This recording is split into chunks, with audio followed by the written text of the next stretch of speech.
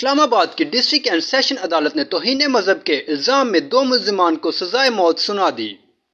دونوں ملزمان کے خلاف سوشل میڈیا پر ہتک امیز مواد پھیلانے پر مقدمہ درج کیا گیا تھا۔ ملزمان کو دفعہ 295 کے تحت سزائے موت اور 5 لاکھ فی کس روپے جرمانہ کی سزا سنائی گئی۔ عدالت نے اسے دفعہ 295 کے تحت عمر قید، دفعہ 298 کے تحت 3 سال قید اور 10 لاکھ روپے جرمانہ کی سزا بھی سنائی۔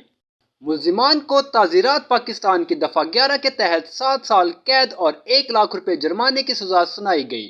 ملزم کے خلاف FIA سائبر کرائم سیل اسلام آباد نے 2021 میں مقدمہ درج کیا تھا۔ ایک بار پھر آپ کو بتاتے چلے کہ اسلام آباد کی ڈسٹرکٹ اینڈ سیشن عدالت نے توہین مذہب کے الزام میں 2 ملزمان کو سزائے موت سنا دی۔ دونوں ملزمان کے خلاف سوشل میڈیا پر ہتک امیز مواد پھیلانے کا مقدمہ درج کیا گیا تھا۔